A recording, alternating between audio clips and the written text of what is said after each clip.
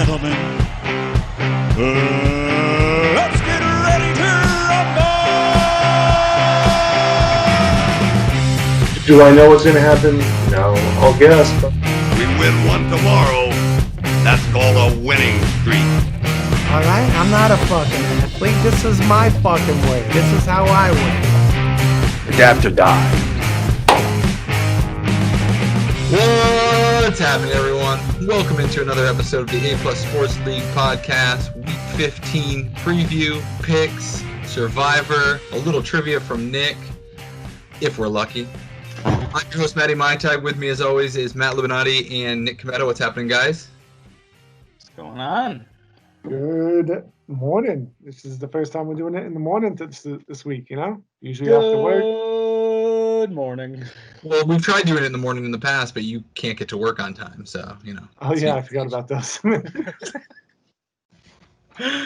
We're actually all working from home this week because we have a little bit of a nor'easter going on. So usually we do this in our conference room, but not this week. So this will be a little interesting trial run for us here, but we should still be able to provide all the same content. It should be a very exciting show.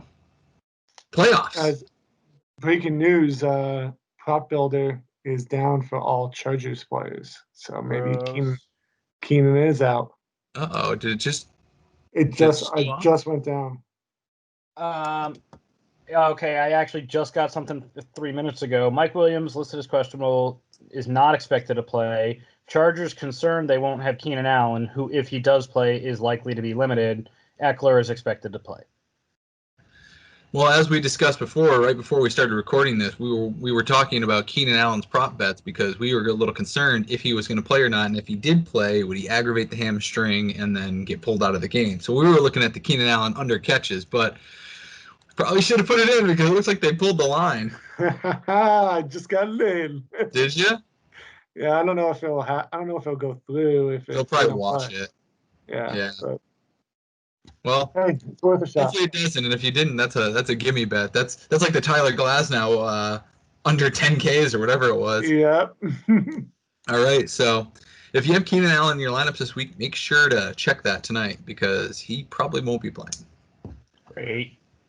Can't believe it. So that'll affect some fantasy playoff teams. For a little recap, I beat Mike Ballner by 1.1 points to advance to the semifinals, and Bill beat the corrupt commish, who almost restacked his lineup after the fact, but he is out of the playoffs. So only one podcast member left. Super blustery about how bad it was that I didn't even make the playoffs, and didn't even make the playoffs. You can't talk.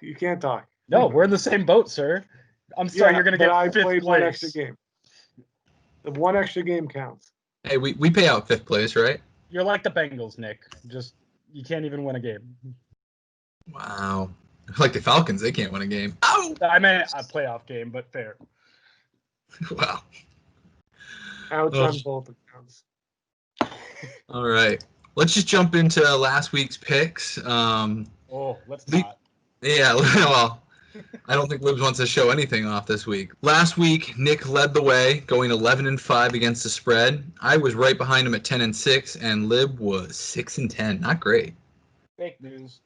Yeah, fake news. So for the year, that actually moves Nick up into first overall at 48-50-3. Lib is 45-53-3, and I'm at 46-52-3. So we're all just floating right underneath 50% right now. Hopefully another good week or two, and even though we've only picked half the season, it'd be nice to get over 50% for the year. Well, at least both my locks hit, right? Oh, wait, never mind. Yeah. Speaking of locks, last week, Nick went 2-0, I went 2-0, and Nick went 0-2. Nick won with the Colts minus 2.5, and he had an over-under on the Rams under 43.5. That also hit Thursday night one. That was a good one. Too easy. The Pats and Rams game was just crazy bad in terms of scoring, but that was a good pick. I went Chargers plus 2.5. They won it outright against the Falcons on a last-minute field goal. I also had the Texans-Bears under, which thank God the Texans suck because the Bears ended up putting, I think, 35 themselves. So I hit that at 43, and then Lib pulling up the rear had the Saints minus 7. They lost outright. and the Falcons Chargers over 49.5, which I actually thought was the best over under of the week, but it did not hit. It looked great through the first half, and then both teams just decided to let's throw picks every 3 plays, please, and just trade turnovers. Falcons defensive turnover machine. I mean, you should have expect that after the Falcons performances the last couple of weeks. Yeah, the issue was that Matt Ryan was also a turnover machine. So yeah, I don't want to talk about that. Yeah, Julio wasn't in. That's the issue. It's the Julio. Don't play Ryan if Julio's not playing. No, it looked like a good one, and we'll jump into the Chargers in a second here for Thursday. But I mean, the play calling by Lynn towards the end was just so fucking brutal that even though they had 34 points total after like halfway through the third quarter, he just started doing runs and dump offs, and Herbert threw a few picks and really just kind of stalled any scoring that was happening. So it's a tough one, but on the year that makes Nick 4-6 in his locks, Lib 2-5, I'm 5-2, and then the over-unders, Nick is 3-3, Lib 1-5, and I am also 3-3. So still leading the way in the locks, but Nick's making up ground because we're letting him pick 2-3 fucking teams every week. Hey, can't be stopped. It was a good week. Good week. Like Destiny. It's destiny. I can't beat destiny in fantasy football, but I was gonna go there. I'm glad you went there first. I'm coming up now here, and the picks. You want to get started, Matt? All right. Well, let's test your picking ability this week. We'll jump right into the Thursday night football game.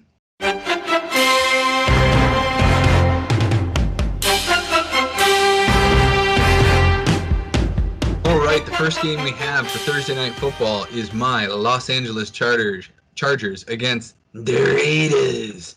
The Raiders are favored by 3 points at home, over under 53.5. As we just talked about, Mike Williams unlikely to play. Keenan Allen also very questionable. Check that before kickoff. I'm sure this line will change, but we had this line in right before we started the podcast, so we might have to reevaluate after the fact. But the Raiders also have a few concerns of theirs. No Henry Ruggs out with COVID, and they have 4 defenders just out with injuries, including Jonathan Abram and Cleveland Farrell. So I'll let you guys start off. Is Hunter Henry also good to go? He had an injury to start the week, but he should be fine. He's good. He played practice fully yesterday, so he should be good to go. Perfect. I'll start it off, and I'll just take the Raiders -3. They're playing for something. Chargers are questionable on their offense. I just don't see how the Chargers can keep up with the Raiders team that has struggled the last couple of weeks and needs a win to keep their playoff hopes alive. So Raiders -3 is the play for me today. I mean, I think so too. And the Keenan Allen news, as Bird already alluded to, just greatly affects this. If they're going to be out Mike Williams and Keenan Allen, who is it, Jalen Guyton and I forget who else they're even throwing the fucking ball to, some guy named Johnson. Trey Johnson, who I never heard of before last week. And usually in these divisional games that are only a 3-point spread, I'll take the team getting the points, but I'm going with the Raiders here too. I'll lay the 3, and I think, as Nick said, they've got something to play for here. Well, I just want to add one more point. It's where Justin Herbert's been unbelievable so far, but he does have Keenan Allen and some really good weapons. Without these weapons, I think that there's going to be some time and miss routes. There's going to be some miscues. There's going to be some tip balls that get picked. So I think it's going to be a little bit sloppy from this offense that hasn't been looking good ever since the Patriots game. And the Falcons held them to basically, 20 points? And I mean, that's fair, but the same could go for the Raiders too. If they're going to be missing 4 guys due to COVID, are they going to have some blown coverage? Like, it'll be interesting to see how this goes with both the one offense and the one defense up against each other, both with some major issues. I'm surprised this over-under hasn't moved much, but I'm assuming it's going to move down a lot towards game time, right? Yeah, I would imagine that the Chargers will, at kickoff, probably be closer to 4.5 plus money. I mean, if Keenan Allen gets ruled out, it might even get up to 6, but I think probably 4.5 is where it would land. This is tough. I mean, you guys made great points. Mike Williams not playing. Keenan Allen probably not going to play. Here it comes. Brian Here it comes. Bulaga, our right tackle, is actually out as well. He has a concussion, so he won't be playing. But our right guard, Trey Turner, who also got knocked out of last week's game, is playing. So we do have one Pro Bowler on the right side of the line still. Herbert has looked like he's been regressing for sure, but Derek Carr has looked way worse. They got their doors beat in by the Colts. He barely beat the Jets on what was clearly a tank defensive play. He got murdered to the Falcons. Lost by 35, 39, whatever it was. That offense hasn't looked good. Josh Jacobs is banged up. Henry Ruggs is out. So what? It's Nelson Aguilar and Darren Waller? That's all we got to stop? I don't love it, but the fact that the terrible Raiders defense is now also losing an additional 4 starters. Herbert has had his luck throwing to Guyton and throwing to Trey Williams. We have Joe Reed and KJ Hill as rookies. Just say it. Hunter Henry. Eckler's back. We're going to pound the rock. Give me the Chargers +3. I think we can do it. And if you can get it at +4.5, I think that's easy money because we're a great backdoor cover team. If you're gonna bet the Chargers, wait until the last second. Wait until all this news happens. For sure. There's no way this line's moving the other way. Correct. Yes, I'm 100% with you there. Wait for the line to move. I'm gonna wait. If it's 4.5 at kickoff, I'm 100% betting this because even if somehow the Raiders get up a decent amount of points on us, Herbert throws deep balls to morons. Daniel Parham, are you kidding me? Catches a 60-yard touchdown. Guyton, who we never heard of before this season, he can do it with a cast of misfit toys. He'll lean on Eckler. He'll lean on Henry. I'm not super worried about it. The offense, at least. Do you like the under in this? 53 now, yeah. Jeez, I might even bet that outright right now. I don't know. Our defense sucks, and theirs is really bad, and they're losing starters. 24. It's still tough, man. Yeah, that's not a bad bet, actually. It's -120 right now. You need eight touchdowns or 7 touchdowns and a field goal or whatever it is, but yeah, 2 field goals. We spent far too much time on 2 terrible teams.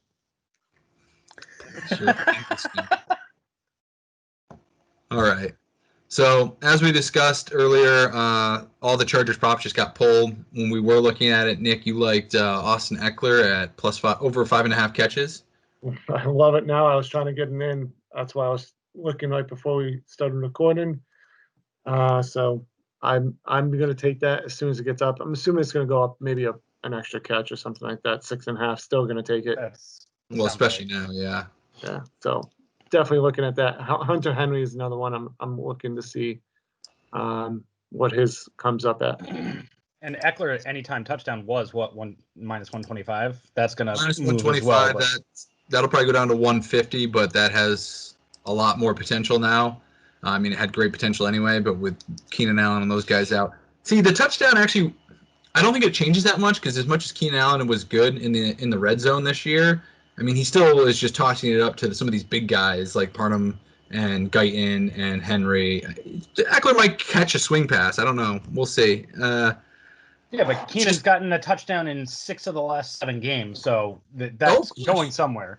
No, of course, but I just think it might go to some of the other receivers. Since Eckler has come back from his leg injury earlier in the season, he has 11 catches, 4 catches, and 9 catches on a whopping 34 targets in 3 games. Wow. That's a lot. You take out those 2 big receivers, he probably is going to see even more action this week. So I think those are some bets to monitor. And then, I don't know, anything on the Raiders side? Darren Waller catches maybe? Waller or Aguilar would be interesting with Ruggs out, but I don't know. I don't trust any of those players. Like I will never bet a player prop for a player that I have no idea what they're doing. Like Nelson Aguilar can just start dropping passes left and right like he normally Waller's does. dependable. Drop the babies. But Waller's Unlike more, Aguilar. but it's just more of a target that the Chargers are going to look at, and I just don't think he can. Yeah. He has up and down games. Understood. All good points. All right, that'll do it for our Thursday night football preview. Let's let's move on to our Sunday slate of games. Saturday. Oh, yeah, that's right. Let's move on to our Saturday slate of games before we get into our Sunday slate. First game we have here, it's a nice 4:30 game this week. The Buffalo Bills at the Denver Broncos. The Broncos are +6 at home. Over-under is set at 50. I think that the Bills are just an elite team, and the Broncos have some magic in them, but they're banged up. Drew Lock is a mess. This seems like a Bouye trap. is.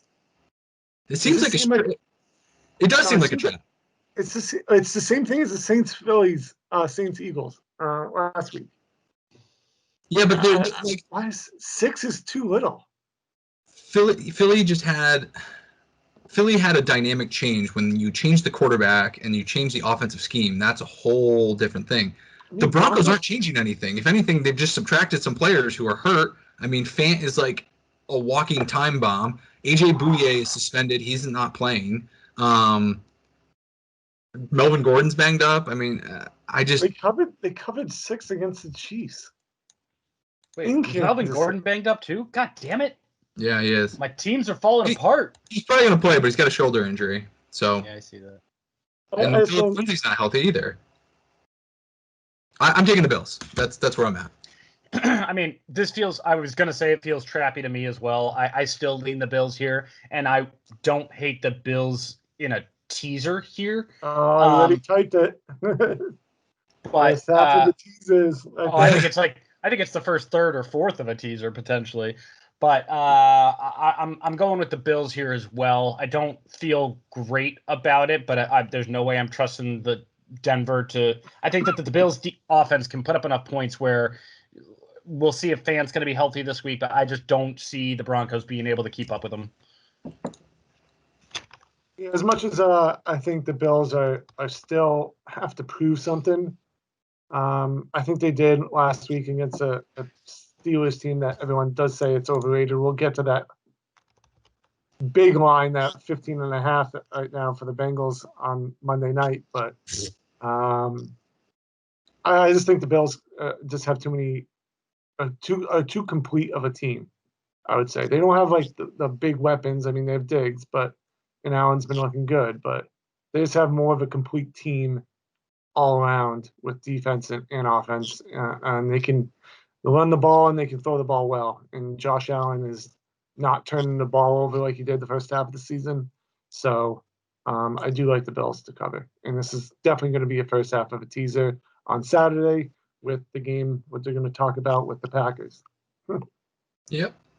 The only two things I'll add to that is Bills had the Sunday night game, so I mean, a little harder on the travel for the week, especially with the Saturday game. But I mean, I think they'll be okay. And the only other thing that Mr. Jeff Feinberg pointed out to me is that this is as close to a home game for good old Josh Allen as you can be.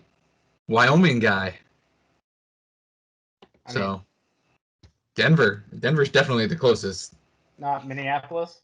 I doubt it. No, Wyoming's definitely west. Yeah. I don't know geography. Yeah, I think it's right. I think it's north of Colorado, so. Oh, yeah. You're very much the closest, yes. Yeah, so it's a home game for Josh Allen. I think he'll have a good one. So we're all on the Bills there. Let's go to the Saturday night game, which is a big fantasy game. I don't know about you guys, but I have a lot of players going in this. It's the Carolina Panthers at the Green Bay Packers. Packers favored by 8.5 points. Over under is set at 52. What do we think? I mean, McCaffrey is Out. still out. Doubtful. It says doubtful, but he hasn't practiced, and they're basically like, yeah, he's not playing. I wouldn't count on it. I don't. 8.5 is a tough to cover. DJ Moore. I don't see the Packers losing this game, which is why it's going to be the second half of a teaser. But I just don't see them covering that amount of points against a Panthers team that can move the ball, and the Packers defense has looked shaky as of late. I don't like it, but with the points, I'm going to take the Panthers just because it's too much to cover. even though I think the Packers win this game easily. Yeah, I mean, I agree. I think that the Packers are going to win. It was definitely something I had looked at for a tease here. I kind of like I don't know what I like more, doing what you were talking about a Saturday teaser and then a Sunday teaser, or maybe even just throwing a 3 or a 4 team teaser in there, because there's a couple others I like as well. But I'm taking the Panthers. I think with Mike Davis, as a note, never do more than a 2-team teaser or never more of a 2-team parlay. Never do it. Listen to me.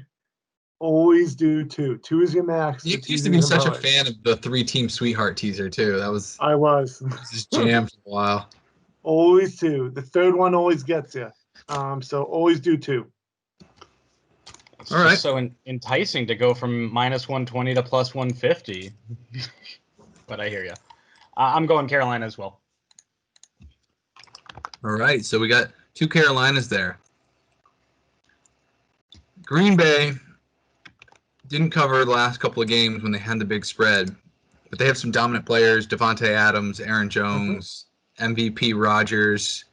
Yeah, it's really tough, but I'm with you guys. I think it's 8.5 points. Carolina can backdoor cover this. That's what I'm. Gets up early, and then I like the points. But if you want to play a risky gamble, I think the Panthers could win this game.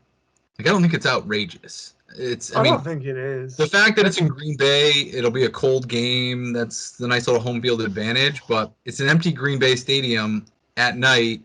If the Panthers can get going, all of a sudden, +300 money line doesn't look terrible. Maybe I'll shy away of the second half of the teaser there. Maybe a little sprinkle. I'm just not on the teaser with you guys in this one. Like, I get it. It makes sense. You're teasing through some good numbers. Packers win by 3. You cover the tease, but all right, maybe we'll push that off. We'll do it as a podcast second half. We like the first half of Bills money line, right? We're all sitting here saying this, and then Green Bay's going to win by fucking 20. Exactly. So, just saying, it's an interesting bet for a team that might be able to win. +300. Green Bay's been kind of rolling. I feel like they're kind of due for a bad game. I think the last bad game they had was against Minnesota. And they came out of the bye and lost to Dalvin Cook. So, I don't know. We'll see. But we're all on the Panthers there. So now, after our Saturday games, let's move on to the Sunday slate of games.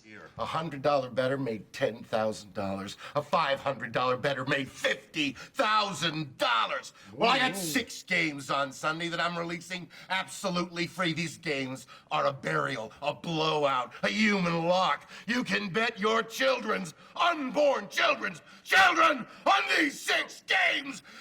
Absolutely. Okay, kicking off our Sunday slate of games, we have the Houston Texans in a rematch against the Indianapolis Colts, -7.5 for the Colts, over under 51. These two teams just played 2 weeks ago, and the Colts won by 6 and made a goal line stop. So this is an intriguing one. Texans haven't looked great. They got blown up by the Bears last week, and I mean, it's Deshaun Watson by himself, guys. It's they're getting David Johnson back, but the receiving core is really banged up. Cooks will be back this week. Kenny QT Stills. is what? Kenny Stills. Kenny Stills, yeah, Kenny Stills still just lurking around the Off the facility. roster. They cut him, but he's just kind of doing laps around the facility just in case they need a guy. Hey, I'm here. Love Cooks. They have QT. They have Dateline's favorite, Chris Hansen, as the third receiver there. And I feel like this is a game where Houston's going to get a little bit of revenge. I love the Colts this year. I think the Colts are a good playoff team, but I can just see them getting a little lackadaisical, even if they get a lead, and the Texans. The Colts are just one of those weird teams. I don't know. I see Phillip Rivers doing something stupid. So give me the Texans, +7.5. I mean, the backdoor is certainly in play here, especially with the hook. But I think that what stood out to me the most in looking at this game was that Watson was averaging 2.4 TDs a game when Fuller was in the game. He's now only averaging 1.1 touchdowns in games without Fuller. And that's not beyond just this year with the 4-game sample size we have without Fuller. But I don't see them being able to keep up. I hate laying the points here, but I'm taking the Colts. It feels gross. I'm going to take the Colts as well. I think the Houston hype of them winning a couple games is going to be over. Colts just seem like they're pushing for the playoffs more and more. I know that the half a point is the issue for the backdoor cover, but I just don't think the Texans have the weapons to face off against the Colts defense, where the Bears defense shut them down. There's no way the Colts defense won't do the same, if not more. Yeah, but the Colts have also given up 45 points to the Titans, and even some of it was garbage time. Yeah, but the Ravens but- scored 27. Titans have a better offense. They can run Way and better move the ball. offense. Right? Texans cannot run the ball. It's Maybe literally David just Johnson's back. We'll see.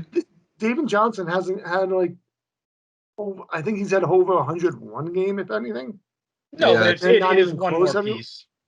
It's just, it's a more confident player in the backfield, even just to switch off carries. Because Duke Johnson plays a lot, but I don't even know who the third string back is. But he's playing, clearly. I don't know. I forget who it was. But we'll see. I don't love it. I mean, I hate the Texans. Like I just said, I think, honestly, I almost did at the beginning of the year. I think Colts are a good sleeper Super Bowl team. Phillip Rivers is my concern there, but Jonathan Taylor looks good.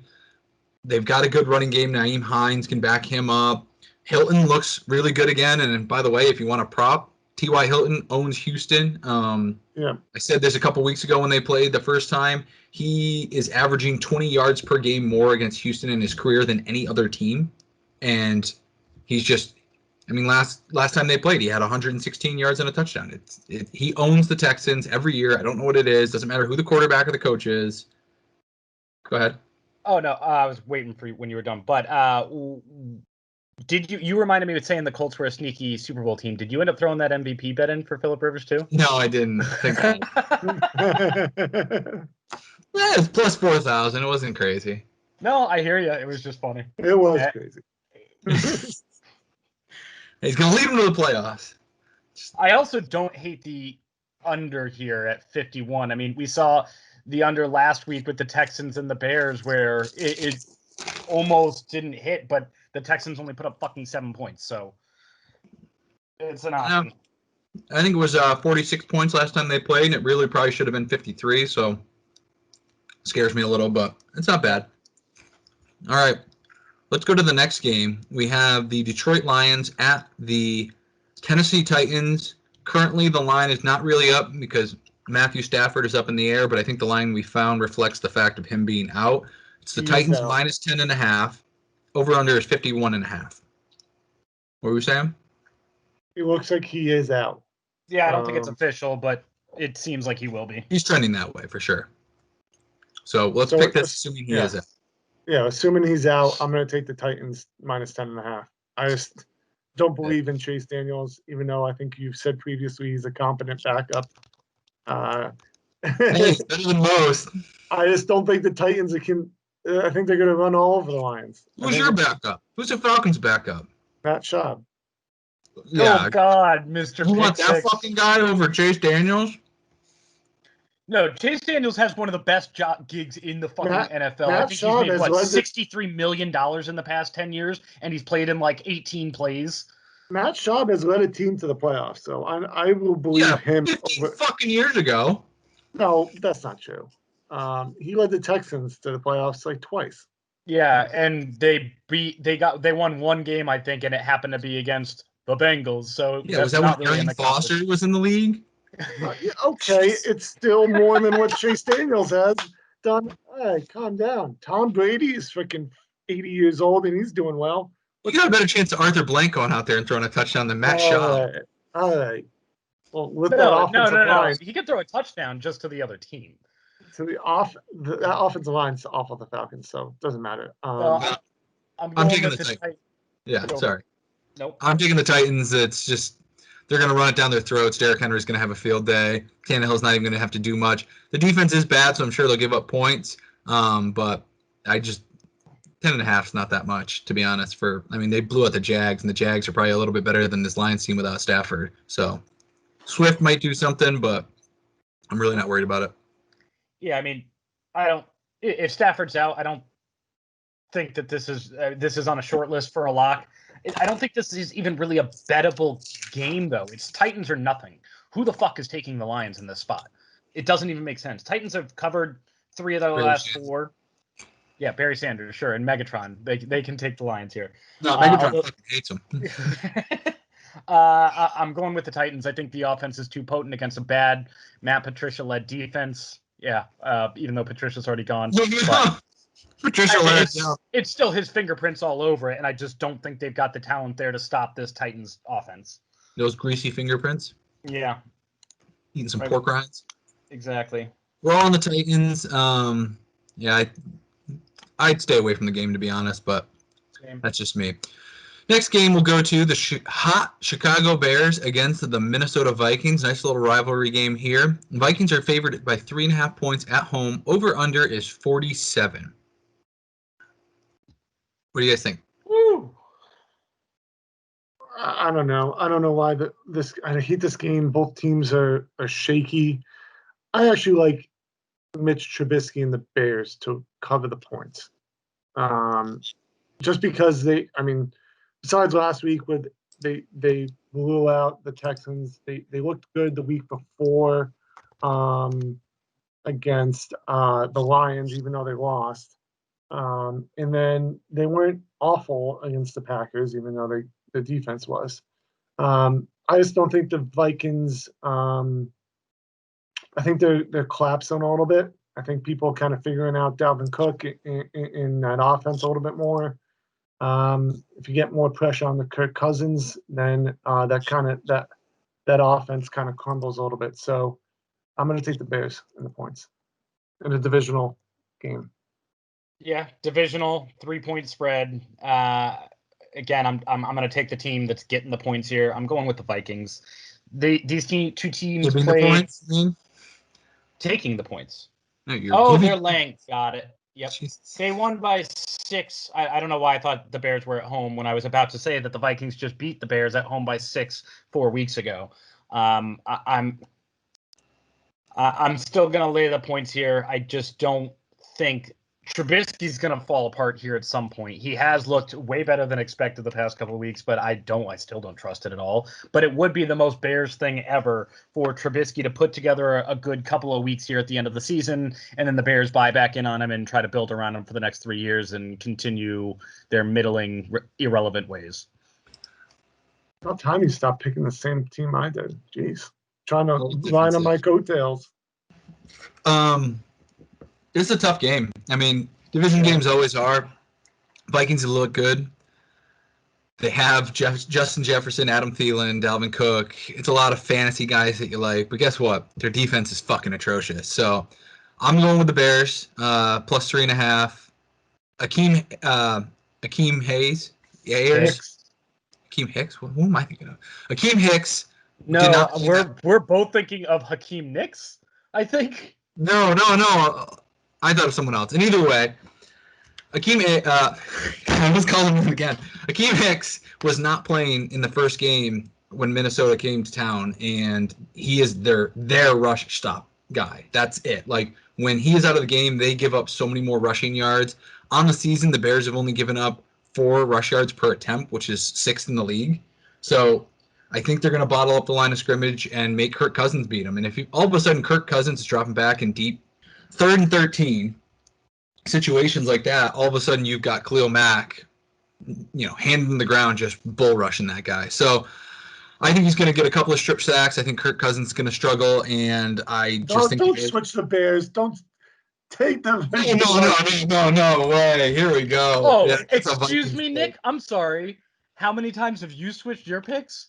No, I did forget that Akeem Hicks was out the last game, and Bird's point is strong that Khalil Mack is obviously the best player on the defense, but when Akeem Hicks isn't in there, Khalil Mack doesn't look like Khalil Mack. Akeem Hicks is a skeleton key piece of sorts, and I am going to take the Bears here. Nick, you of all people are not allowed to complain. Yeah, Nick, you're pretty bad about it. So. But I don't have the reason. I have better reasoning. Although usually Nick changes his mind halfway through his talking. He's just like, "Oh yeah, I really like the Nah, fuck it. Give me the Vikings. Yeah, I do it in the middle Should we line. take the Bears? I'm going to take the Bears now. All right. So we're all on the Bears there now. So that's our third game that we're all in on. I'm the only one different. You guys are just matching each other the whole way down. I'll go first if Nick seems to think that I'm trying to ride his coattails of when he's only 3 games up on me after you did Right. 5 games better than me this week. I'm hot. I like the contrarianness here. So I am going to. Oh wait, never mind. I already picked that. So on to the next game. We have the Seattle Seahawks at the Washington Football Team. Footballs are plus 5.5 at home. 44.5 is the over under. I don't know about this game. I mean, the Footballs have been playing really well. They have good defensive players. My fear is that Alex Smith. Or is it the football team? It's not the footballs, right? I call them the Footballs just because. We just call them the Footballs. Okay, I'm getting that because it annoys me actually. I don't know why. The football Go team ahead. just sounds ridiculous. I mean, what the hell is Cleveland going to do now? Like the Cleveland baseball team? Come on. Cut this shit out. All right, go ahead, Chuck. I'm as well as the Washington defense has been playing, I mean, they're fighting for a playoff spot, hardcore. They're ahead of the NFC East right now. I think they're going to come after Russell Wilson.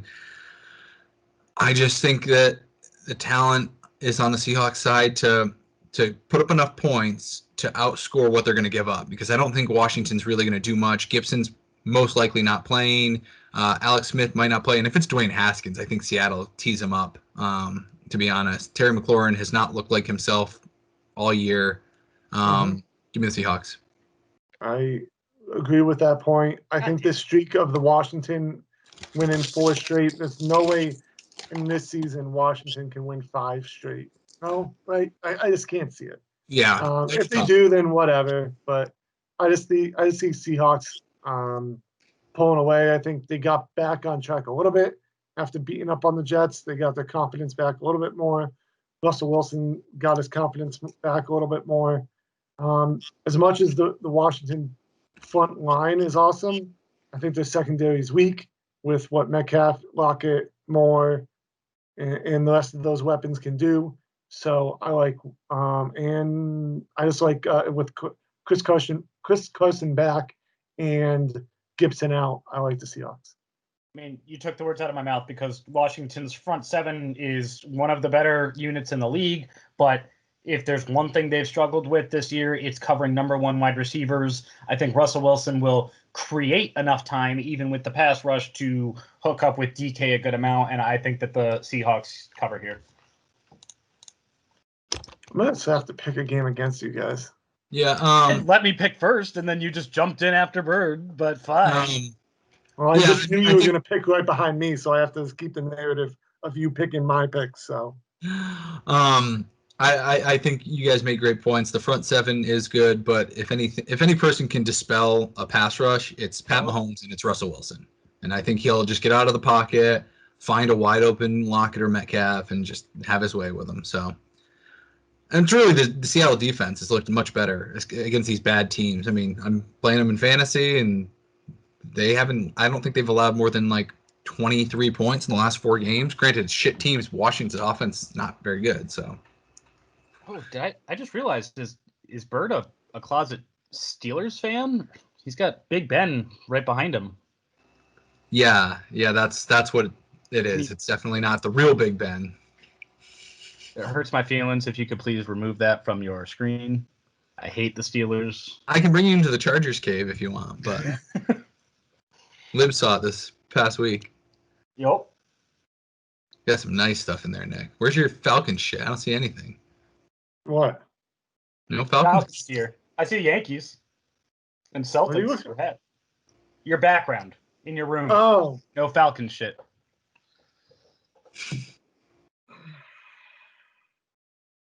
Bowling pin? A Falcons bowling pin. That's what you grabbed?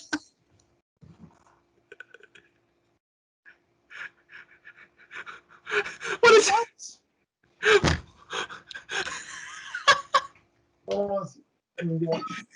He's got a bowling pin and he has a whiskey glass. a whiskey bottle with Atlanta Falcons bowling stuff etched into it. Like, at least just grab some normal shit to, like, I just don't understand. Yeah, go grab your closet of washed up receivers like Matt with AJ Green and Chad Johnson. That is not Chad Johnson. It is a different washed up tight end, but receiving option in Tyler Eifert. Oh, I'm so sorry. I have a Chad Johnson jersey. I refuse to wear it ever since he changed his name to Ocho Cinco. The old OG black, Matt 2, Matt 9. Nice. All black. That's the one I could have been wearing last week if you made the bet. Oh, no, wait, that's right. I would have made you wear my Phillip Rivers jersey. That's for sure. And that's why I didn't make the bet. Smart man doesn't take losing bets. It's the only one that would be big enough to fit you anyway. Oh, and you changed to the Yankees hat. Put the Celtics back on. Come on. All right, next game.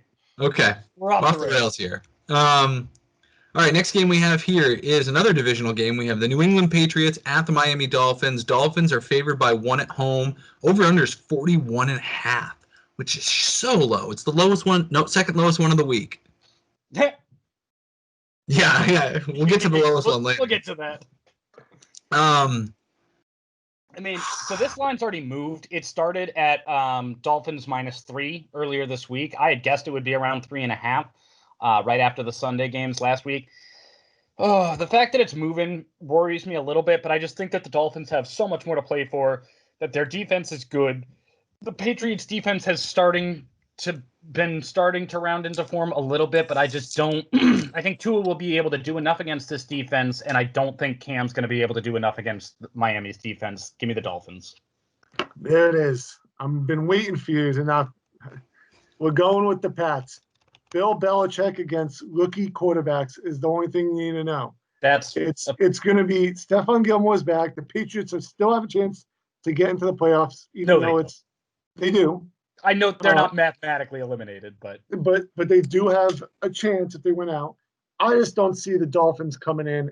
I know it's in Miami where the Patriots don't do well, but this is not a Week 16, Week 17 game where they're not in it. They're still in it.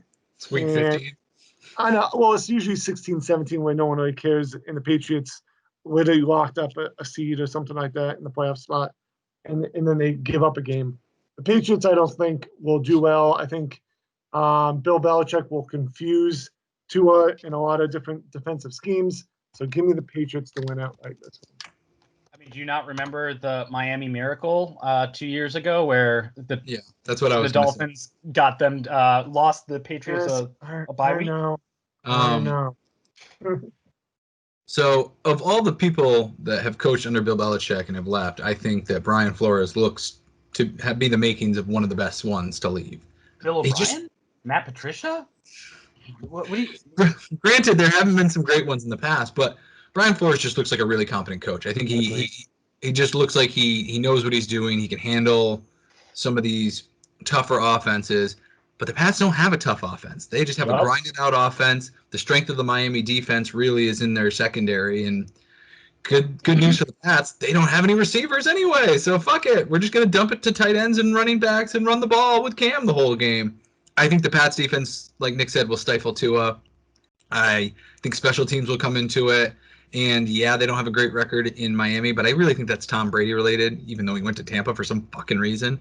But I'm going to take the Pats here. I think this is the game. If they actually want to try to make the playoffs this year, this is the game they have to win, because the team that they're probably going to have to knock out of the playoffs is the Dolphins. The Dolphins just lost to the Chiefs, and the Dolphins, I think, have 2 more hard games after this. They don't have an easy schedule. So correct. They don't.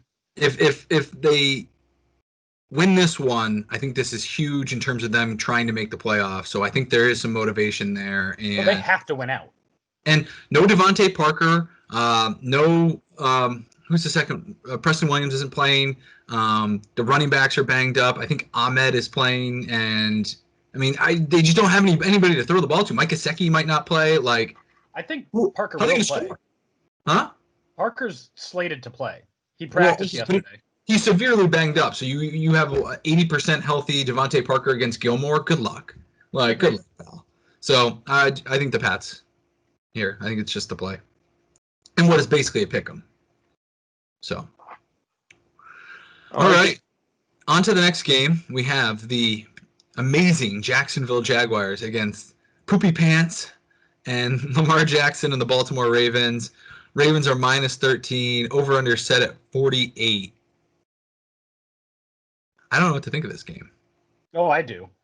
It's a potential lock for me. I'm going with the Jaguars. I mean, I don't trust this Ravens team to cover that amount of. It's a lot of points to lay, and I just think that the Jacksonville has been competitive in a lot of these games, has already pulled out a lot of these backdoor covers. Obviously, I wish it was at 14. I've seen a lot of other lines have it at 13.5, but even at 13, I'm sticking with Jacksonville. This is a game the Patriots need, I think, for the Jaguars to upset the Ravens. But it's going to be the Ravens. I think the Ravens offense is clicking a little bit more. Lamar Jackson is coming back to himself a little bit with how well he's rushing and the options coming back. They fooled a Cleveland defense that's somewhat decent and has a somewhat good front seven. But the Jaguars have no defense. There's no way they're going to stop Lamar Jackson and the run option. So give me the Ravens. Give me the points. They're going to blow out. One big thing to note with this game, and I don't know if it's going to change your thought at all here, Nick, is that Marquise Brown is on the COVID-19 list. So there's still a chance he gets cleared if it was only close contact, but they might be out their best receiver. So it was a close contact thing. Miles Boykin, other receiver there, also out, and some receiver I'd never heard of, probably doesn't even play. James but they were all close contact, so they as long as they don't test positive in the next few days, they should be available for the game. The Ravens defense I've always looked at this year as a stronger point of the team, but they struggled against Cleveland, and they really just couldn't stop the run, or even Baker for that matter. It was kind of blowing me away. But yeah, some injuries. Browns are a little bit better than the Jags, and the Jags don't even know what to do as an identity. Like they had Lennon and Minshew playing in that game. They don't know who they want at quarterback. They had Lutton in at one point. James Robinson's really the only thing that's been good on this team. DJ Shark is even struggling. There's no consistency and rhythm with the offense. Like, they do make some big plays occasionally. They have some talented receivers, but I just think, you put Jimmy Smith and Marcus Peters on these receivers, and they're not going to do shit. So good luck, James Robinson. I salute you and anyone who wants to play you in fantasy this week, because I might bench him. Dobbins has looked good. Lamar is looking healthier. Andrews is back. I mean, the Ravens haven't been healthy the last few weeks, and as Nick said, they really need to make a playoff push. I think they beat up a really bad Jags team. Go Ravens. You got it. Okay. Let's go to the next game here. We have, maybe we even have a potential in-house bet here. We have the Tampa Bay Buccaneers at the Atlanta Falcons. Falcons are a 6-point dog at home. 15.5 is the over-under. Resident Falcons fan, what say you? I mean, wait, Bird, do you really think that he's going to nut up and actually make a bet on the Falcons this week? Or probably not. He didn't want to do it last week against the Chargers. Why would he want to do it against Tampa now? Yeah. So for anyone who doesn't recall, a bet we discussed a few weeks ago on the show was Nick confirmed to me that the Falcons would win one of the two games against the Buccaneers, and we were going to put a little wager on it. But he wanted to wait until we got to this game before we even really discussed the bet. So what say you, Nick? Would say I will back out again because the Bucs are a lot better team than the Falcons. As much as everyone wants to put faith in the Falcons. It can't just be me as a Falcons fan that people believe in the Falcons to be better than they are. It's just they are a better team. They're just not playing well. Good. They don't convert in the red zone, one of the worst teams in the red zone. Their all first-round pick offensive line is giving up the most sacks, I think, to Matt Ryan all year. It's just they don't have a team to put it together, even though they have probably the best wide receiver duo in the league. So I'm going to take the Bucs and the points, even though I have a backdoor feeling that why I made the bet is that the Falcons probably will win one of these games, but I just don't think they will. In the end of the day, I don't want to risk money on any sort of confidence I have in the Falcons actually doing anything worth noting these last couple weeks. And I don't want them to be. I want them to lose out. I want them to get a better draft pick. They still have a chance for the 4th pick. So why don't you take and go for that? They have the Bucks, Chiefs, and Bucks. So they should have 3 losses coming up. So give me the Bucks. Yeah, I mean, I'm going with the Bucks here as well at -6. Dalvin Cook was somehow able to get over 100 rushing yards on the Bucks last week, but Tampa Bay is going to shut down. But Tampa Bay did shut down both Jefferson and Thielen. You know, obviously their run defense is what they're known for this year, but the secondary played really well last week. I think that Julio is still going to be a little bit limited, and they're going to be able to not stop, but help contain the passing game for Atlanta. And what is Atlanta just going to run all over them? Like, I just don't see where Atlanta scores enough to keep this close. Yeah, I'm with you guys. I'm taking the Bucks as well. Julio's probably not playing. I just saw he's week to week. Hamstring injury. Falcons aren't playing for anything. He's going to sit. Todd Gurley is just limping out onto the field. He's only averaging, I think, 5 carries a game over his last 3 games played. And Calvin Ridley, I mean, he's dealt with a foot injury all year, and I saw the play where Casey Hayward tackled him on a slant, and he got up and was holding his foot again. So he's not playing at 100% either. So Matt Ryan with shit weapons and a bad defense, bad offensive line, Bucks might win by 100. And if the Bucks win this, that over-under on the season wins is hit. So give me the Bucks. Full round there. Okay, so let's move on to the next game. We have the San Francisco 49ers at the Dallas Cowboys. Cowboys are 3-point dogs at home. Over-under is set at 45. I'm going to lead it off. I think that the 49ers will win this game. I just think that the running game is the strength of this team. Doesn't matter who's back there, but it's going to be some sort of mix of Jeff Wilson, McKinnon, and Tevin Coleman, perhaps. And I mean, Mostert might play, but I don't think he will. And I think the rushing attack will really get to the Cowboys. I think the 49ers defense can stall Andy Dalton with no problems. And I think Brandon Ayuk has a big game. Give me the boys, or give me the Niners -3. They're the nomad team. They're actually kind of fighting for something. So. Yeah, I mean, I'm there with you. I'm taking the Niners here. It does scare me a little bit without Debo. They said Debo's done for the year, even if they make the playoffs, I want to say, Shanahan said. Yes. And I don't think they're going to make the playoffs. B, even if they were to, I think Debo would be out for the rest of the year, and Jimmy G would only have a chance if they make the playoffs. It does scare me a little bit that the Cowboys looked like they had some life last week, but again, that was against the lowly Bengals. So this is on a somewhat short list for a lock for me. I think that the Niners roll. And like you said, the running game alone against this Niners fairly porous defense, I just don't see how the Cowboys keep up offensively. Nick? Thinking he doesn't even know. I don't.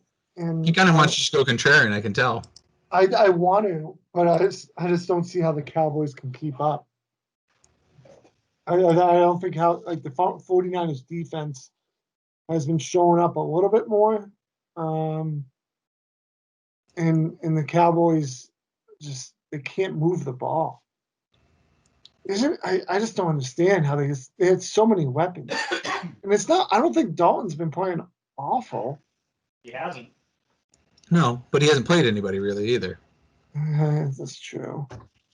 Yeah, give me the 49ers. It's just, I thought the spread would be more, and it's not. That's the weird part, you know, like, why don't you see this line being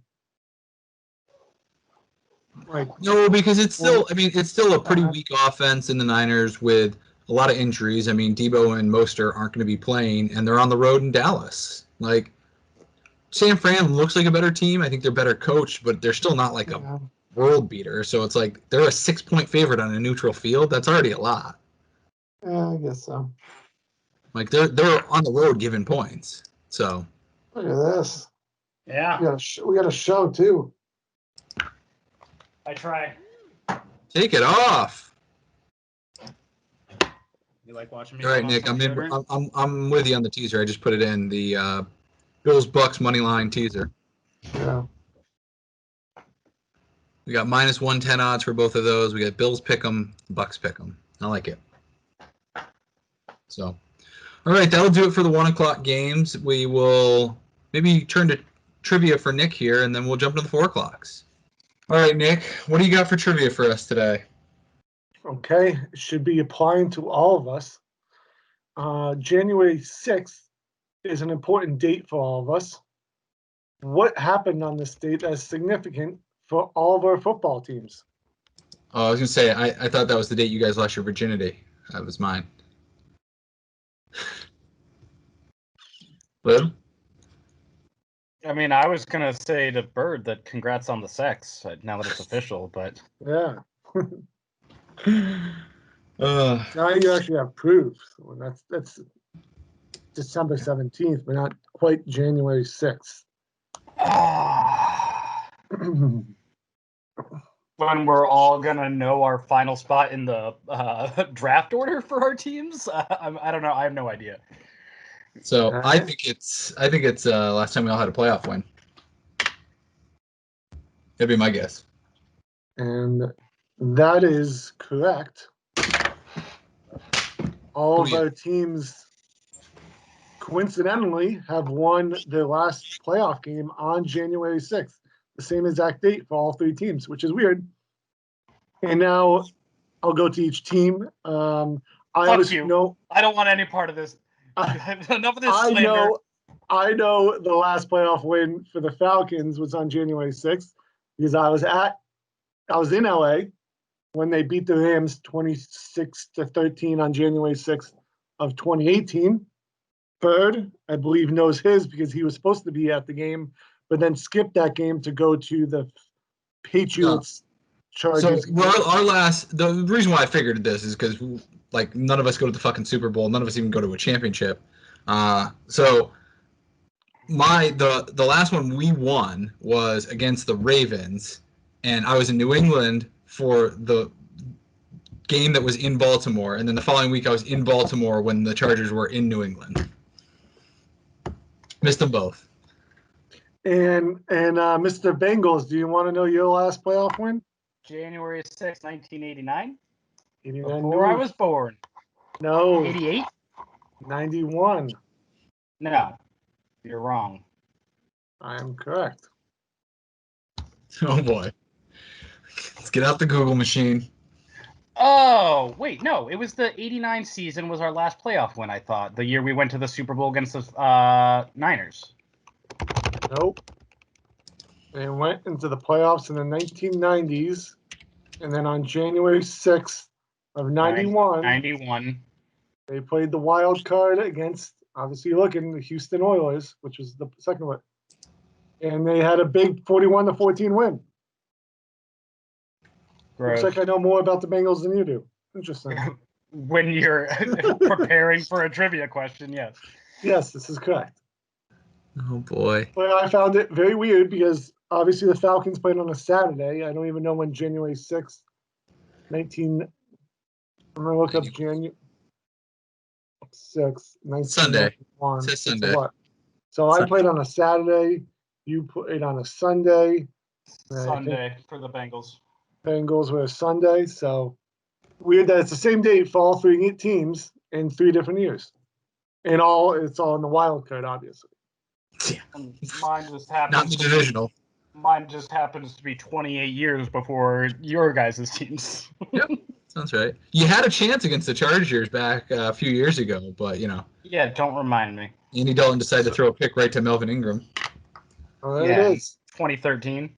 No, January 2014. Yeah. What a significant date for all of us. The last day, all of our teams won a playoff game. And I think it'll be a while before we find that date again.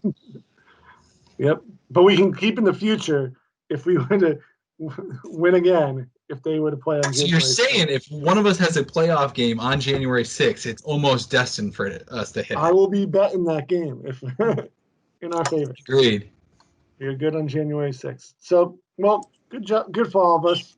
Maybe some of us a couple years ago, some of us 30 years ago. So I think I know that the Bengals are the least likely to be the next team of these. Well, let's say who's the next. I kind of lean the Falcons, honestly.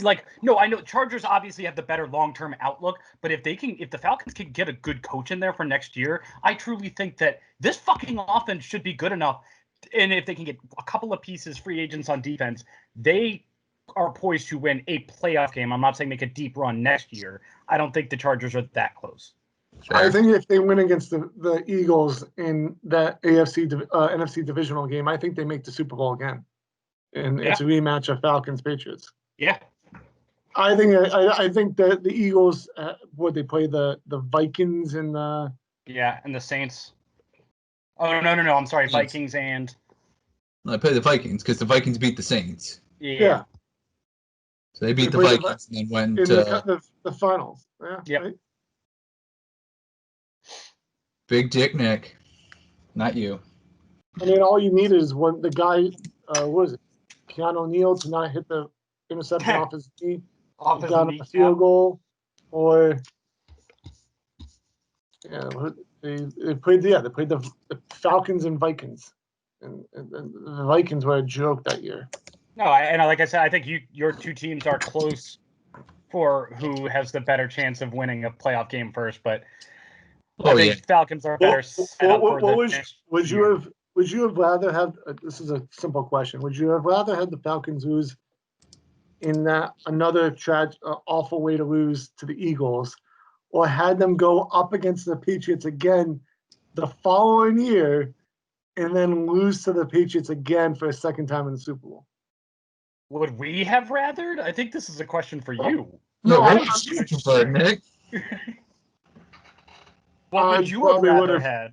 I probably would have rather had the divisional loss, to be honest. Just because living in Boston, you would just have to hear it from Pats fans all the time, and it would be so much worse if it were 2 years in a row. But so you would agree with my take that you would, or would you rather have the Super Bowl? It's not like you could have had a worse loss. I guess a 95-0 shutout could have been worse, but outside of that, might have been a little redemption. I mean, I would have obviously. I probably would have wanted to see a Super Bowl again, but another heartbreak like that would have been tough. Oh God. Oh, Nick, sweet Nick. All right, going on to the. All right, yeah, we spent too much on that. All right, thank you for the trivia, Nick. Let's jump into the 4:00 games. Leading off, we have speaking of the Philadelphia Eagles, we have the Philadelphia Eagles at the Arizona Cardinals. Cardinals are favored by 6.5 points. Over under is 48.5. What do you guys think? I'll lead off so that Nick doesn't think that I'm stealing his picks. I'm going with Philly here. I do think that the Cardinals win, probably. But I wouldn't even want to tease this game down. But just because I think that Eagles could pull this off, I might sprinkle in a little bit of Eagles money line. But I just think that Jalen Hurts, what he has done for this offense is that they are just consistently moving the ball, and they're clearly have somewhat better flow on offense with a runner versus what Carson Wentz had been doing. And there's some sort of new life there. I don't trust the Cardinals is really what this comes down to. And I think that the Eagles are slightly better now with Hurts. I need to step in here, and can we insert the us clip laughing at you last week?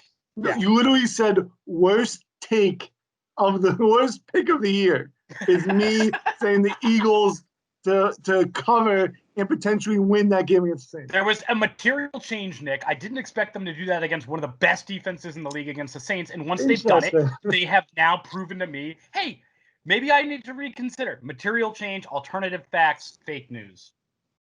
Interesting.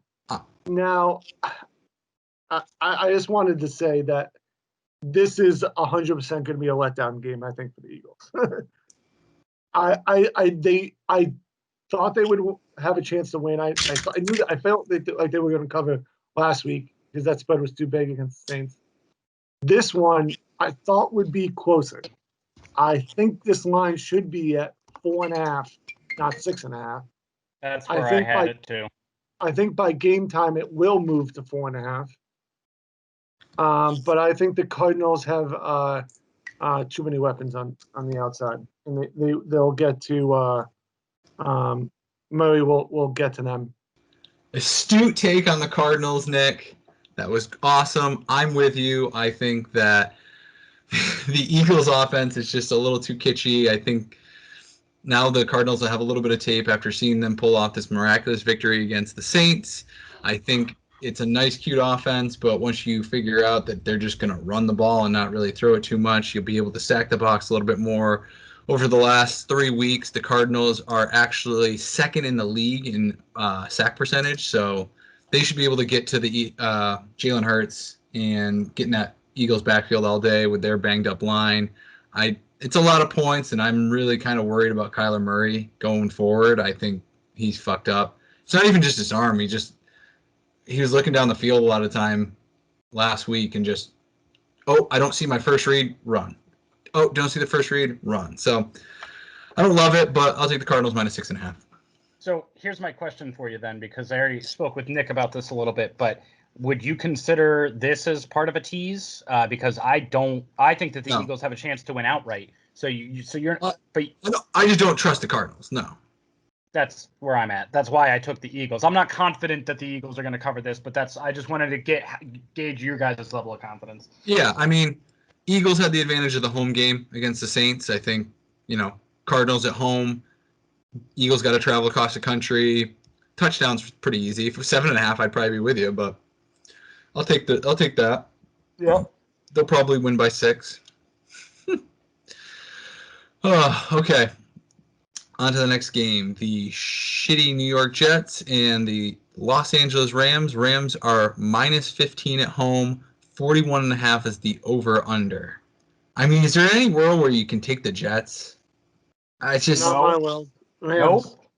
Yeah, there's only one way to go here, and just real quick to start off, because this is a funny stat. The Jets have scored first in 7 out of their 13 games so far, but then after they've scored first, they have been outscored 210-95, including 40-0 last week after scoring first and 20-0 a different week. And it's just like, even when they get out their quote Adam Gase quote unquote hyperdrive offense, like even if they go out and score first, they're just getting fucking demolished. I'm taking the Rams. There's no other note. Rams minus 15. Their defense is way too good to be giving up points. They destroyed the Pats, and I think the Pats have a better offense than the Jets. So. Well, the Rams are going to have extra rest too. Cam Akers looks a lot better. They don't have any injuries. Like, come on, this is ridiculous. I just hope they don't run the ball as much and they use Woods and Kupp and the guys to actually move the ball. That's the only dilemma, that they may not get enough points up early, but the defense will hold it. That is something worrisome with the Rams. They've kind of done it all year. Like, they get a lead and then they're just trying to milk it for a win. I mean, they only beat the Giants by I think 8 this year, and against the Pats they got a nice lead and then just ran it the entire time. They're just trying to run the clock and make the playoffs, and Jets could backdoor and lose by 14, cover that 1 point, but I'm going to take the Rams. It's just the way to go. It's a game I'm not going to bet at all, but I might. You may? Not, yeah, it'd be the over-under, not the spread, but. I hear you. Okay. All right, let's go to the next game then, because this is probably the game of the week and the best game in quite a few weeks. Would have been better if Breeze was playing, but we have the Kansas City Chiefs at the New Orleans Saints. Saints are +3 at home. 51.5 is the over-under. I'm gonna take the Chiefs. If this was Breeze, I'd probably be a little bit more on board with it. And the weakness of the Chiefs defense is some rushing, so Taysom Hill might have a nice day. You got Kamara, you got Murray. I mean, I definitely think this is going to be a shootout, but at the end of the day, I just don't think the Saints will have enough firepower with Hill to overcome the Chiefs. Me? Yeah, I'm going to take the Chiefs as well. I was debating on this being a good. I thought someone was going to take the Saints because of Sean Payton's record after losing one game or having his team fired up after a big loss at Philly and coming home to face the Chiefs. But the Saints suck against the deep ball.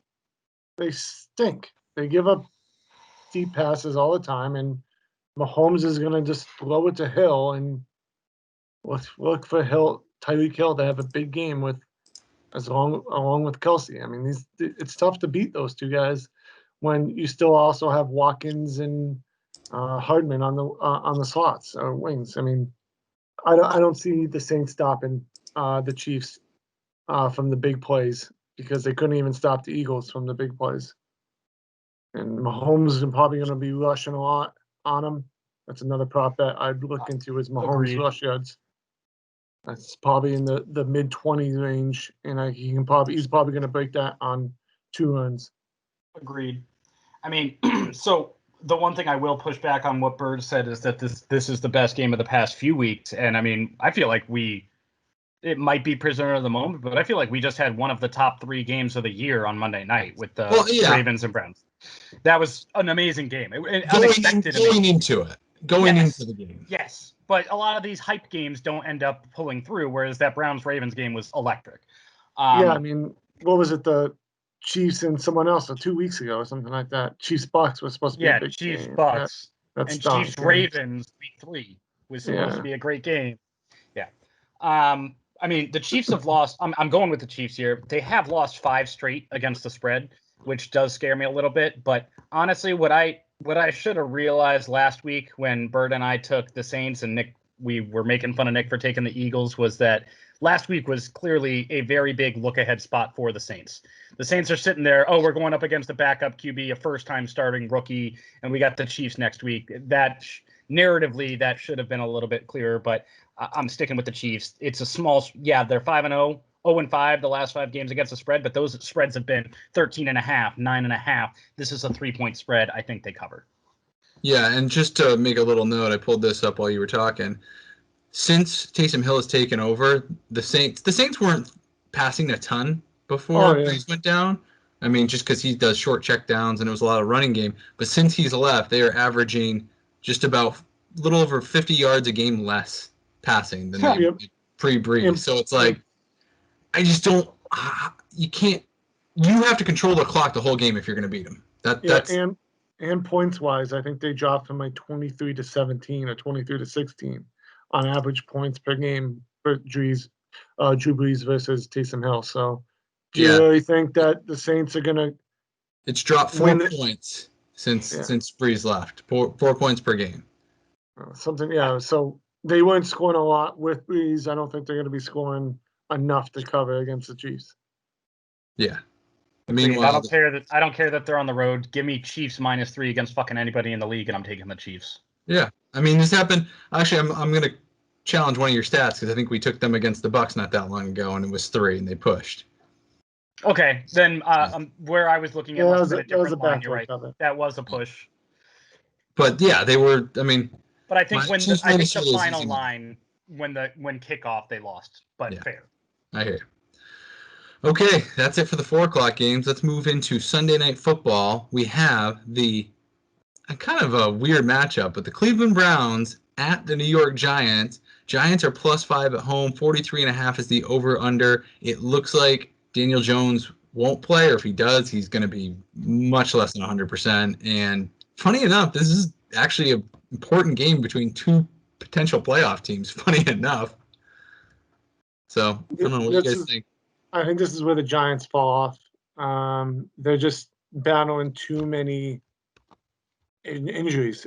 I mean, they have a good run defense, and they can run the ball very well. But the Browns proved a little bit more that they can put up some points, move the ball down the field. Baker Mayfield looks a little bit more comfortable, even though I do think he's not good against good teams. But Browns look like the more overall complete team. And with Daniel Jones being uncertainty, even if he's in and out, he looked awful last week. This week, if he's in, he may even look worse. They've got a better chance with Cole. Yeah, they may have a better chance with Colt McCoy, but I think the Browns are just a little bit more hungry to get into the playoffs than the Giants, and the Giants have all the more reasons to just bow out because they've been getting injury prone too many times. Yeah, I mean, I'm with you here, Nick. I'm taking the Browns laying the 5, but what scares me here narratively, again, is that this might end up being a situation similar to what we saw a few weeks ago, where the Raiders, after beating the Chiefs 1 week, a few weeks later, then they lose to the Chiefs in a very close game. And then they come out the next week after a oral victory, quote unquote, and they just got smacked around by the Falcons and lost by 36 points or whatever it was. Really like Now, talking about the Falcons beating up the Raiders. I mean, I'm just saying the Browns are coming off what this is, this moral victory of a really great game against a divisional rival. Victory. I think it was, because it showed that you could hang with one of the league's better teams. I think that's not the way Baker does it. Baker is a winner. He tries to establish himself as a winning team.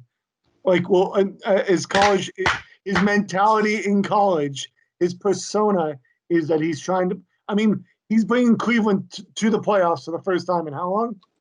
Derek Anderson, I believe. How long? So he is changing his persona is about winning, not just trying to be a mediocre team. I think that's has always been his persona, and I think he's not going to let this team let up after a loss. If they won against the Ravens, that's something else, but they lost against the Ravens. That's a divisional game that hurts. I think they're going to come out and have a little bit more anger, like a fire underneath their ass, and saying, we're going to show that wasn't a fluke. So I think the Browns. And I honestly do agree with you, because it's not like with the Raiders, they were never thinking like, oh yeah, we're going to take this division away from the Chiefs. The Browns actually had a chance. If they had beaten that game, they'd be 1 game back of the Steelers for the division. So I do think that it just scares me a little bit that it might be a letdown spot, but I'm taking the Browns here. What do you have, Bird? Well, guys, did you know that offensive coordinator Jason Garrett tested positive for COVID? No. So he will not be at the game. You know who calls the plays now? Oh, Greg Kitchens. Freddie Kitchens. Freddie Kitchens, baby. He's going back against the Browns. I'm going to take the narrative that he's going to get out and beat his old team against Baker Mayfield. +5. Give it to me. They beat the Seahawks. They beat the Seahawks. They won 4 games before they lost to the Cardinals. I just think 2 weeks in a row at home. Give me the Giants. I'll take Colt McCoy. I don't care. Giants +5. Short list for Super Lock. Oh, wow. I may Super Lock the Browns just because of that. Lock off. Freddie Kitchens. Yeah, lock off. I do have the Browns as one of my lock options, and I would love just we have not had a lock off yet. Freddie Kitchens, baby. Let's go. Oh, if you lock the Giants, I may lock the Browns. No, I mean, no, I'm not gonna lock them in. But the Giants do have a good run defense. Wayne Gallman hasn't looked bad. They still have their receiving options. I just think they can stay with them. And, I mean, Browns had, like you said, an emotional game. It was a Monday Night Football game. You have a short week. Like, you're exhausted playing a long game that almost went to overtime. It felt like it went to overtime with how much fucking scoring went on. And I don't know. I feel like they might have used up their magic. Although Nick Chubb might just go for 200 yards and kick the shit out of them. But I'm going to take the Giants. Whew. Okay. On to the Monday Night Football game.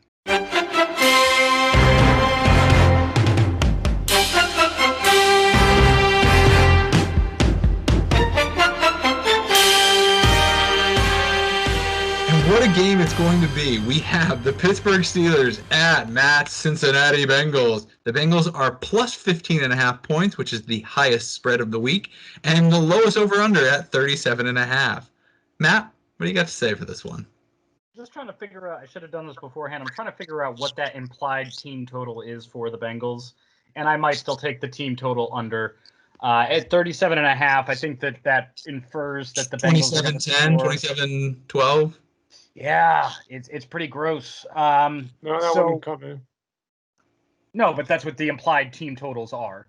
And I'm going with the Steelers here. Our offense has been so fucking inept since Joe Burrow has been out. I don't have it up, but it's just like we're averaging I want it like under 2.5 yards per play.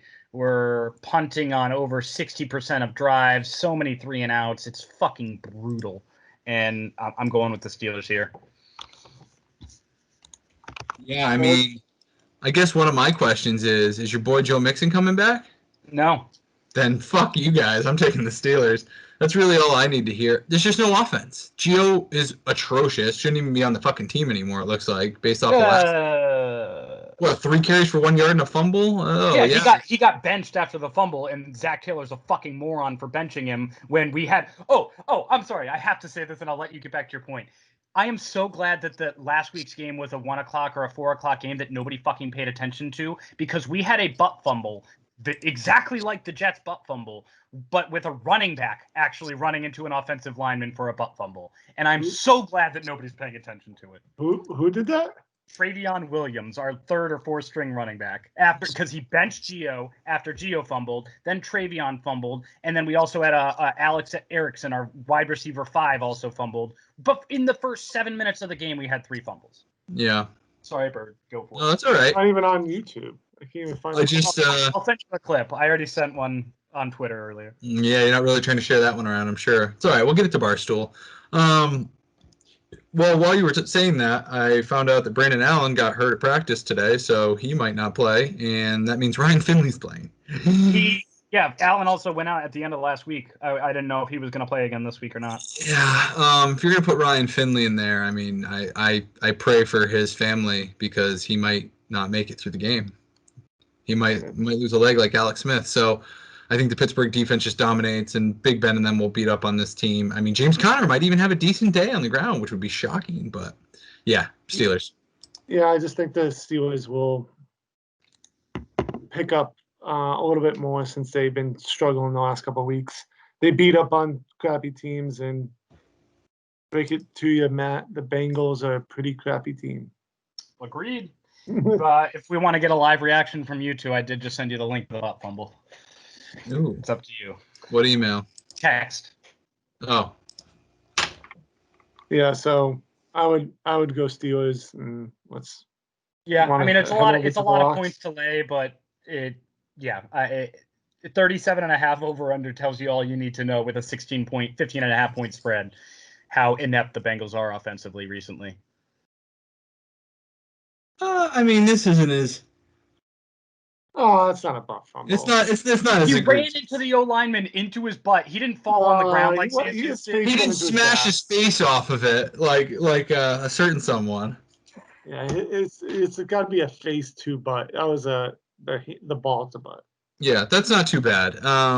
So definitely not going to be on SportsCenter for the next 20 years, but not great either way. So round of Steelers, and to be honest, if I didn't take the Giants and if Lib didn't take the Eagles, we would have had the same picks for every 4 o'clock on game. So a lot of consensus, which means there's probably a lot of losses in there.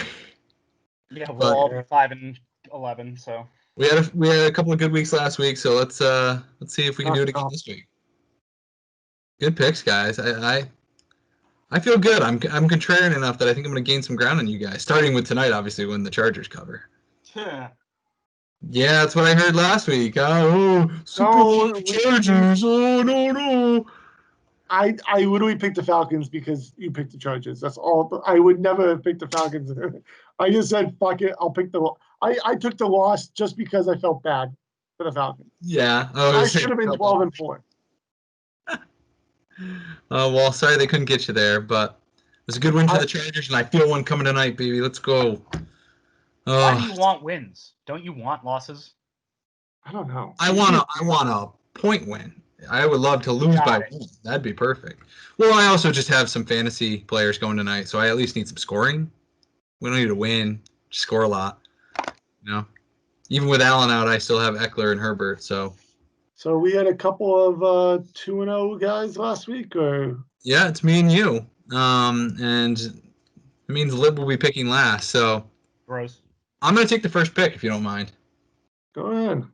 And then you can have the first over under. How's that? These are for the locks. Okay, yeah. Not the over unders. Go ahead. All right, so we'll start off with our A+ locks. For me this week, I'm going back to a team Nick was just talking about. I am going against the Atlanta Falcons. Give me the Bucks -6 as my that Super fuck. Bowl. Damn it. That was mine. I knew that's why you wanted to go first. It Easiest game on the board. is definitely an easy game. But never know. That sucks because I was gonna pick that game. I will go with the Rams -15. Wow. I don't like it, but I want it. That's why I like it. You want it, yeah. I mean, hey, it's a safe bet. How many times has the Jets covered this year? Like twice? Oh, goodness. All right, let's see. What the fuck else am I going to do here? I kind of like the Browns as a lock. I was hoping to get a lock off here. I like the Chiefs. I like the Niners against the Cowboys and the You have 6 of them over Jags. there. I think you can find one. I know. I'm going to lock up the only game that is a bullshit line for right now, which is the Titans at home against the Lions -10.5. I think, like we already said, he needs the help. He needs the help to cover the points. like we already said, this So you line got a sort of bullshit line just so you can win? We already said in this podcast that this line already indicates Stafford's not playing. Don't even try to pull that crap now.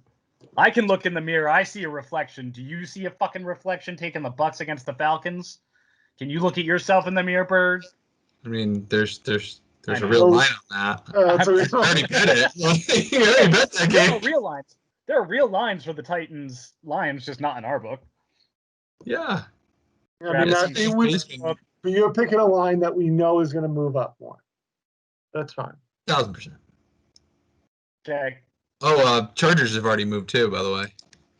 2.5. It was when I put that teaser in like an hour ago. It was already 3.5. -3.5. Huh? Yeah, exactly. So I mean, I bet you it's up to 4 at this point. All right. All right, so let's do our A plus over unders.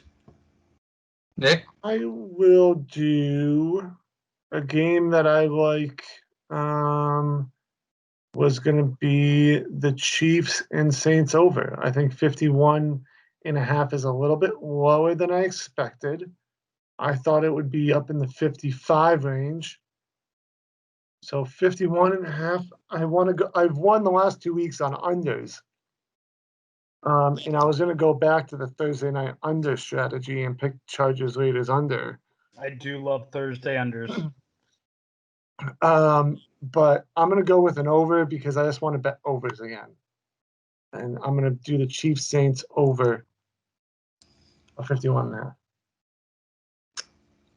okay, not a bad pick. I am struggling to find one I really like. That's why I don't care about going first in the over on this, because I'll find something else. But. Yeah, well, like you, I want to do an over, but I see unders on the board. Like a lot of these games are in the 50s. I just don't.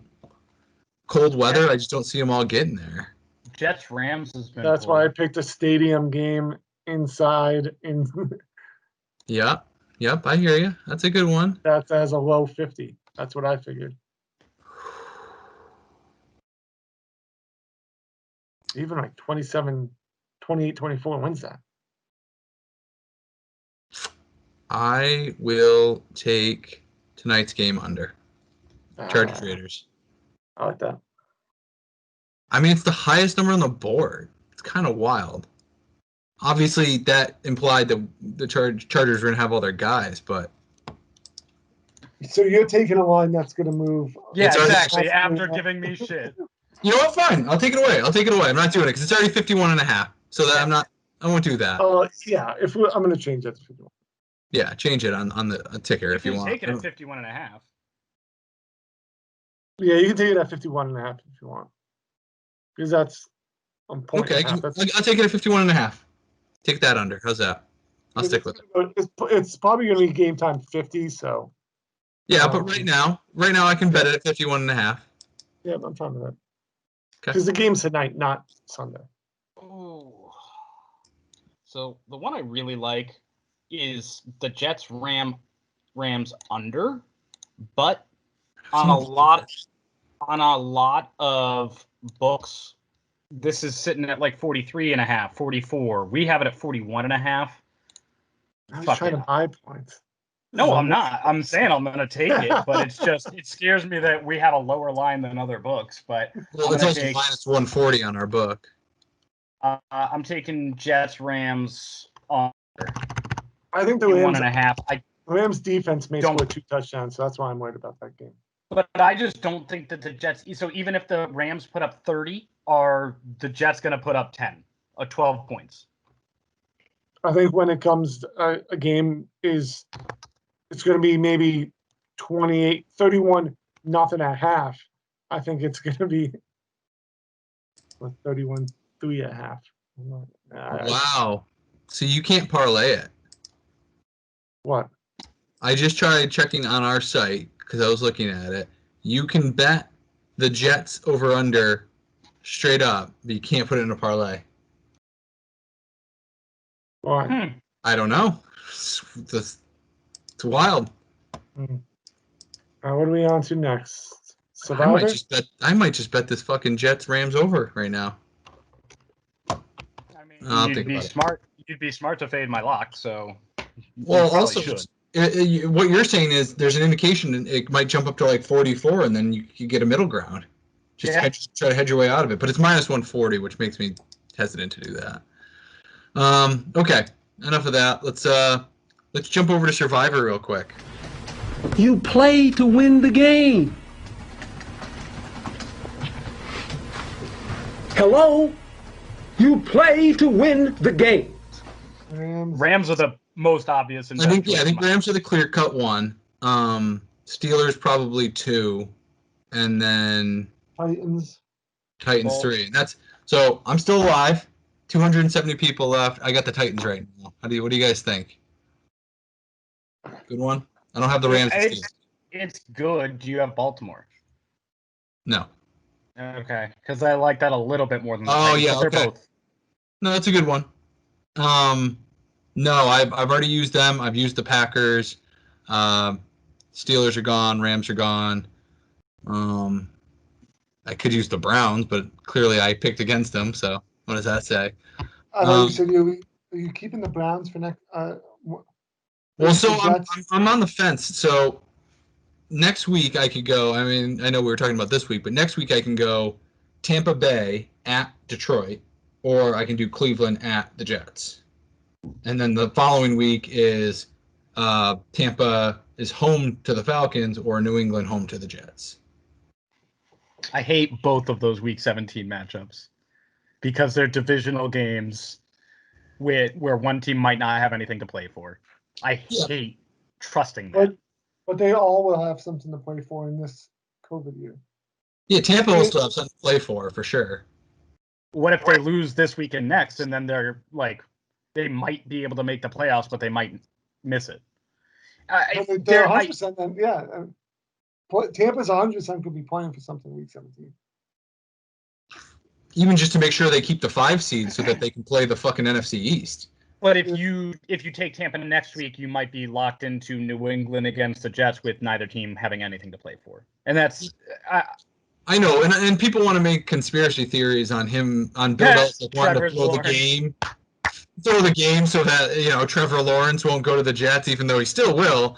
But my motivation, huh? If the Jets win a game, Jacksonville has the tiebreaker for the better pick. No, they don't. Yeah. No, they don't. I think the Jets still have it. Jets still have it. It goes to common game schedule. The Jags beat the Colts, and the Colts beat the Jets, so they lose.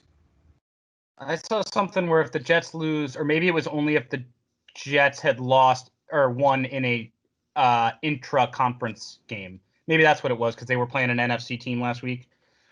Yeah, something like that. That might have made sense, but for right now, no. That's what I see is even if they lose to New England, they're not going to get it. But in either event, it doesn't matter. Bill Belichick hates the Jets more than any person on the planet. He hates the Jets front office, and he'll never lose to them if he can. So I still disagree with you. I think he hates Indy more, but we've had this discussion. On what planet does he hate Indy more? Because of a ball scheme? Yeah, because they've tried to fuck him over 6 different times. And they had the rivalry with Peyton. like meaningful games instead of the Jets, who they were good for a couple of years and they had some meaningful games, but Well, if anything, he hates Peyton Manning. I don't think he hates the Colts. I think he hates Jim Irsay. But Well, he might, but I feel is like he what it hates is. Woody Johnson more. Fair. He literally fucked the guy in the ass. Like, oh yeah, I quit. Walked out the door. Do you know what the definition of literally is, or just checking? I think he might have literally penetrated his butthole. I can't be certain, but there was too much tension in the locker room. He said, "I can't stay here anymore. I can't look the guy in the eyes anymore. I gotta leave."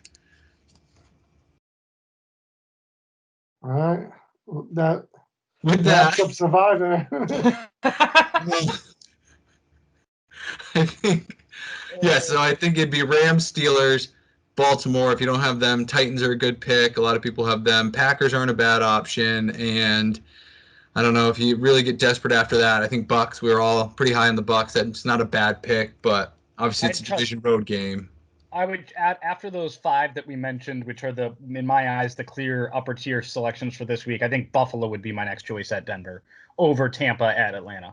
I just don't like divisional games. No, of course I get it, but okay, yeah, that's it for the Survivor. I'm hoping to make it through, and I mean, $70,000 for first place, but I can see 200 people making it, and it's worth $350. Hey, it's $350. You don't don't have free money. Yeah. I'm not complaining about free money. It's just when you see that $70,000 price tag, it's like, woo.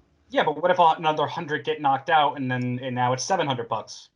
It's gonna. I think week 16 is gonna be the big thing because this week, 150 people can take the Titans, and then whoever still has. There's not many, but whoever still has like the Steelers and the Baltimore and all that, they'll take them. So I don't see too many losses coming this week, or I'll be one of them. So, oh well. All right.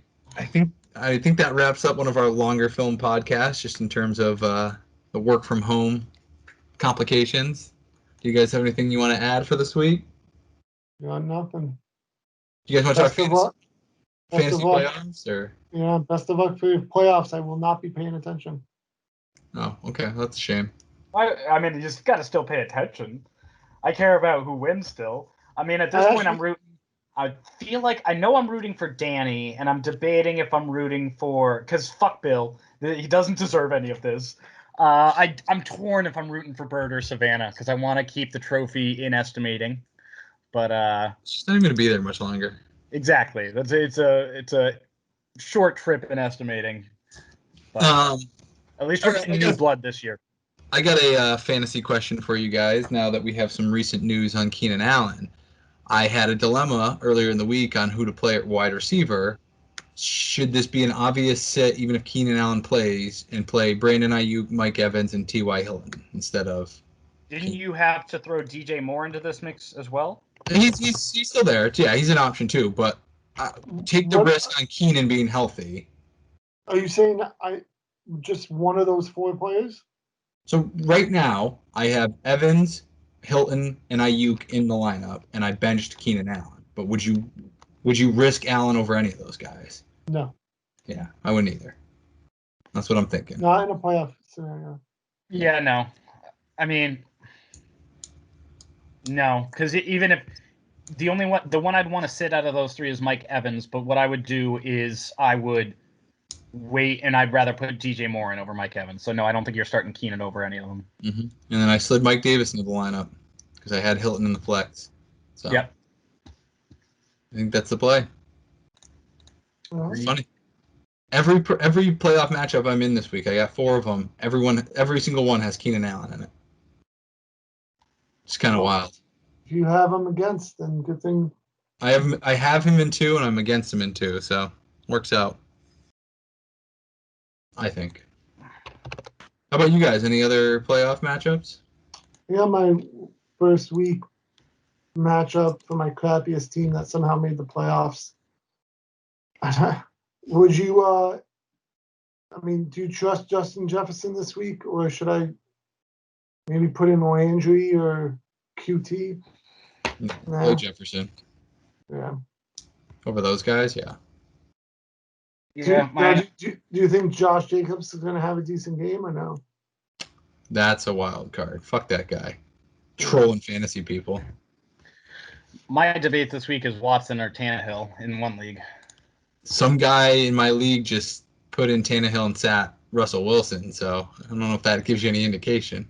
I put in Tannehill. He's always guaranteed 2 touchdowns. He's got the easy matchup. You just get worried if they get up too big, but And it's running if it's all to Derrick Henry. Yeah, I think he's got a decent floor, They have so a I good think I'm gonna balance, stick with though. Tannehill. They don't run it like 30, 40 times. No, It's but just I'm saying Derrick Henry if they gets a get lot up of early, yards. if Stafford's out and they get up early with a couple, if Henry gets the first 2 scores, I just don't know how much Tannehill's still going to have to score after that. He'll probably get 1 touchdown at minimum. I agree. fair. Yeah, I think they'll stay up because Vrabel knows what happened against the Steelers. Or they almost came back against the Browns. The teams can score a lot in the second half. Yep. Yeah, fair. It's a good point. So, all right. Well, I think that's been enough chat on football today. So, unless you guys have something else to add, I think that's going to be it for us today on the A Plus podcast. Remember to like, share it around. I mean, we only have a few more weeks left. We haven't discussed this. Should we be doing some playoff lines when it comes time? A lot less games. Probably get it done in a half hour. I was going to say, I assumed we were. Yeah. So, yeah, we got a few more weeks of the regular season, and then we'll have your playoff previews, and then you know what? We can have a nice Super Bowl one with a ton of props. That'll be fun. Just thought about that. So, yeah. All right. With that, hope you enjoyed the picks. Like I said, like, share, subscribe, and yeah, spread it around. Thanks for listening. See ya.